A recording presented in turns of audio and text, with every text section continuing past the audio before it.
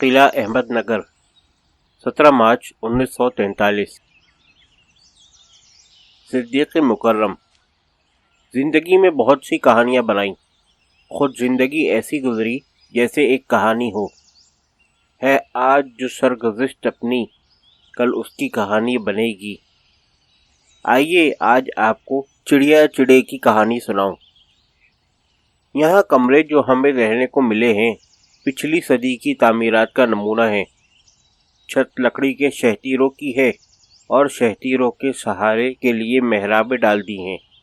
نتیجہ یہ ہے کہ جا بجا گھونسلے بنانے کے قدرتی گوشے نکل آئے اور گوریاؤں کی بستیاں آباد ہو گئیں۔ دن بھر ان کا ہنگامہ تگ و دو گرم رہتا ہے۔ کلکتہ میں بالی گنج کا علاقہ چونکہ کھلا اور درختوں سے بھرا ہے، اس لیے وہاں بھی مکانوں کے برآمدوں اور کارنسوں پر چڑیوں کے غول ہمیشہ حملہ کرتے رہتے ہیں۔ یہاں کی ویرانی دیکھ کر گھر کی ویرانی یاد آ گئی۔ اک رہا ہے در و دیوار سے سبزہ غالب، ہم بیاباں میں ہیں اور گھر میں بہار آئی ہے۔ گزشتہ سال جب اگست میں ہم یہاں آئے تھے تو ان چڑیوں کی آشیاں سازیوں نے بہت پریشان کر دیا تھا۔ کمرے کے مشرقی گوشے میں منہ دھونے کی ٹیبل لگی ہے، ٹھیک اس کے اوپر نہیں معلوم کب سے ایک پرانا گھونسلہ تعمیر پا چکا تھا۔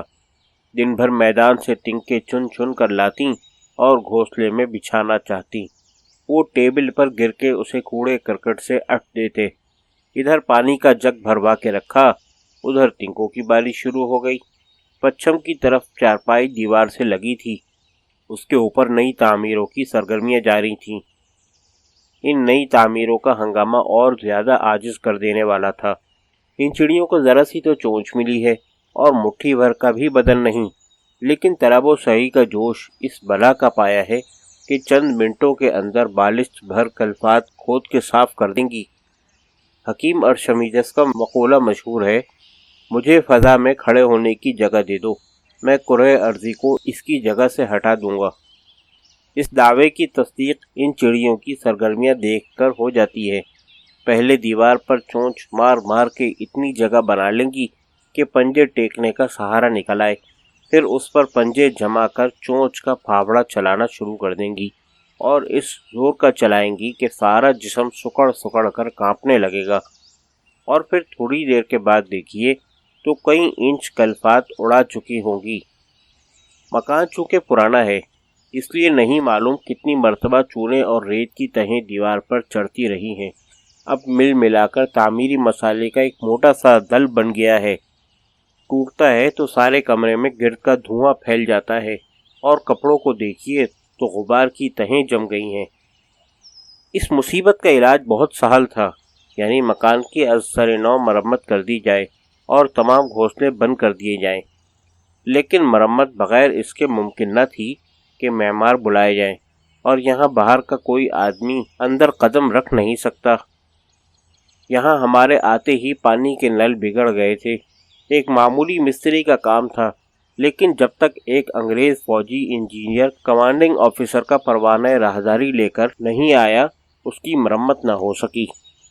چند دنوں تک تو میں نے صبر کیا، لیکن پھر برداشت نے صاف جواب دے دیا اور فیصلہ کرنا پڑا کہ اب لڑائی کے بغیر چارہ نہیں۔ یہاں میرے سامان میں ایک چھتری بھی آ گئی ہے، میں نے اٹھائی اور اعلان جنگ کر دیا، لیکن تھوڑی ہی دیر بعد معلوم ہو گیا کہ اس کوتاہ دستی کے ساتھ ان حلیفان سقف و محراب کا مقابلہ ممکن نہیں۔ حیران ہو کر کبھی چھتری کی نارسائی دیکھتا، کبھی حریفوں کی بلند آشیانی۔ اب کسی دوسرے ہتھیار کی تلاش ہوئی۔ برآمدے میں جالا صاف کرنے کا بانس پڑا تھا، دوڑتا ہوا گیا اور اسے اٹھا لایا۔ اب کچھ نہ پوچھیے کہ میدان کارزار میں کس زور کا رن پڑا۔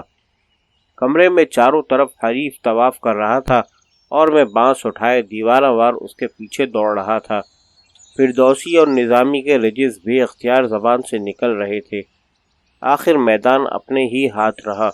تھوڑی دیر بعد کمرہ ان حلیفان سقف و محراب سے بالکل صاف تھا۔ اب میں نے چھت کے تمام گوشوں پر فتح مندانہ نظر ڈالی اور مطمئن ہو کر لکھنے میں مشغول ہو گیا، لیکن ابھی 15 منٹ بھی پورے نہیں گزرے ہوں گے کہ کیا سنتا ہوں، حریفوں کی رجس خوانیوں اور ہوا پیمائیوں کی آوازیں پھر اٹھ رہی ہیں۔ سر اٹھا کے جو دیکھا تو چھت کا ہر گوشہ ان کے قبضے میں تھا۔ میں فوراً اٹھا اور بانس لا کر پھر مار کے کارزار گرم کر دیا۔ اس مرتبہ حریفوں نے بڑی پامردی دکھائی، ایک گوشہ چھوڑنے پر مجبور ہوتے تو دوسرے میں ڈٹ جاتے، لیکن بالآخر میدان کو پیٹھ دکھانی ہی پڑی۔ کمرے سے بھاگ کر برآمدے میں آئے اور وہاں اپنا لاؤ لشکر نئے سرے سے جمانے لگے۔ میں نے وہاں بھی تعاقب کیا اور اس وقت تک ہتھیار ہاتھ سے نہیں رکھا کہ سرحد سے بہت دور تک میدان صاف نہیں ہو گیا تھا۔ اب دشمن کی فوج تتر بتر ہو گئی تھی، لیکن یہ اندیشہ باقی تھا کہ کہیں پھر اکٹھی ہو کر میدان کا رخ نہ کرے۔ تجربے سے معلوم ہوا تھا کہ بانس کے نیزے کی ہیبت دشمنوں پر خوب چھا گئی ہے۔ جس طرف رخ کرتا تھا اسے دیکھتے ہی کلمہ فرار پڑتے تھے، اس لیے فیصلہ کیا کہ ابھی کچھ عرصے تک اسے کمرے میں رہنے دیا جائے۔ اگر کسی اکا دکا حریف نے رخ کرنے کی جرات بھی کی تو یہ سربہ فلک نیزہ دیکھ کر الٹے پاؤں بھاگنے پر مجبور ہو جائے گا۔ چنانچہ ایسا ہی کیا گیا۔ سب سے پرانا گھونسلہ منہ دھونے کی ٹیبل کے اوپر تھا۔ بانس اس طرح وہاں کھڑا کر دیا گیا کہ اس کا سرا ٹھیک ٹھیک گھونسلے کے دروازے پر پہنچ گیا تھا۔ اب وہ مستقبل اندیشوں سے خالی نہ تھا، تاہم طبیعت مطمئن تھی کہ اپنی طرف سے سامان جنگ میں کوئی کمی نہیں کی گئی۔ میر کا یہ شعر زبانوں پر چڑھ کر بہت پامال ہو چکا ہے، تاہم موقع کا تقاضا ٹالا بھی نہیں جا سکتا۔ شکست و فتح نصیبوں سے ہے دل اے میر، مقابلہ تو دل ناتواں نے خوب کیا۔ اب 11 بج رہے تھے۔ میں کھانے کے لیے چلا گیا۔ تھوڑی دیر کے بعد واپس آیا تو کمرے میں قدم رکھتے ہی ٹھٹک کے رہ گیا۔ کیا دیکھتا ہوں کہ سارا کمرہ پھر حریف کے قبضے میں ہے اور اس اطمینان و فراغت سے اپنے کاموں میں مشغول ہیں جیسے کوئی حادثہ پیش آیا ہی نہیں۔ سب سے بڑھ کر یہ کہ جس ہتھیار کی ہیبت پر اس درجہ بھروسہ کیا گیا تھا وہی حریفوں کی کام جوئیوں کا ایک نیا آلہ ثابت ہوا۔ بانس کا سرا جو گھونسلے سے بالکل لگا ہوا تھا، گھونسلے میں جانے کے لیے اب دہلیز کا کام دینے لگا ہے۔ تنکے چن چن کر لاتے ہیں اور اس نو تعمیر دہلیز پر بیٹھ کر باطمینان تمام گھونسلے میں بچھاتے جاتے ہیں، ساتھ ہی چوں چوں بھی کرتے جاتے ہیں۔ اپنی فتح مندیوں کا یہ حسرت انگیز انجام دیکھ کر بے اختیار ہمت نے جواب دے دیا۔ صاف نظر آ گیا کہ چند لمحوں کے لیے حریف کو عاجز کر دینا تو آسان ہے، مگر ان کے جوش استقامت کا مقابلہ کرنا آسان نہیں، اور اب اس میدان میں ہار مان لینے کے سوا کوئی چارہ کار نہیں رہا۔